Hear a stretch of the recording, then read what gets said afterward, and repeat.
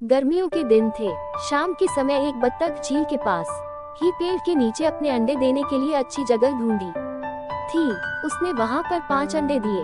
उसने देखा कि उसके 5 अंडों में से एक अंडा सबसे बहुत अलग था, जिसे देखकर वह परेशान रहने लगी। उसने अंडों से बच्चों के बाहर आने तक का इंतजार किया।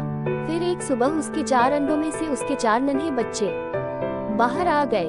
वो सभी बहुत सुंदर और प्यारे थे, लेकिन उसके 5वें अंडे से अभी तक बच्चा बाहर नहीं आया था।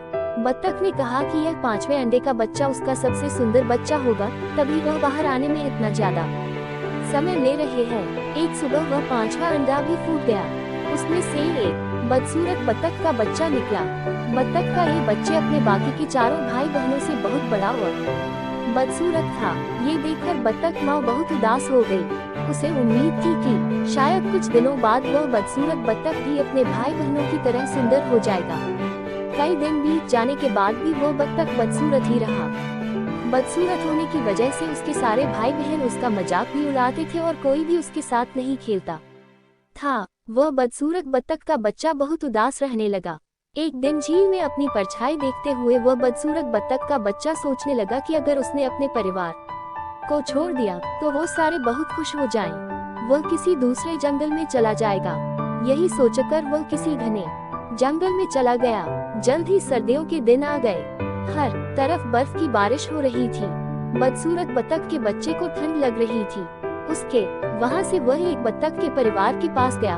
उन्होंने उसे भगा दिया। फिर वो एक मुर्गी के घर गया। मुर्गी ने भी उसे चोंच मारकर भगा दिया। उसी रास्ते में उसे एक कुत्ते ने देखा, लेकिन कुत्ता भी उसे छोड़कर चला गया। बदसूरत बत्तख उदास मन से सोचने लगा कि वह इतना बदसूरत है कि कुत्ता भी उसे नहीं खाना चाहता है। उदास होकर वह बदसूरत बत्तख का बच्चा फिर से जंगल जाने लगा। रास्ते में उसे एक किसान दिखाई दिया। वह किसान उस बदसूरत बत्तख को अपने घर ले गया। वहाँ पर उसे एक बिल्ली परेशान करने लगी, तो वह वहाँ से भी भाग गया और फिर से एक जंगल में रहने लगा। कुछ ही दिनों में बसंत का मौसम आ गया। अब वह बदसूरत बत्तख भी काफी बड़ा हो गया था। एक दिन वह एक नदी के किनारे टहल रहा था। वहाँ पर उसने एक सुंदर राजहंसी को देखा, जिससे उसे प्यार हो गया।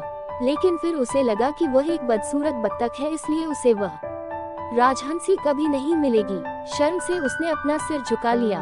तभी उसने नदी के पानी में अपनी परछाई देखी और वह हैरान हो गया। उसने देखा अब वह बहुत बड़ा हो गया है और एक सुंदर राजहंस में बदल गया है। उसे यह एहसास हो गया कि वह एक हंस है।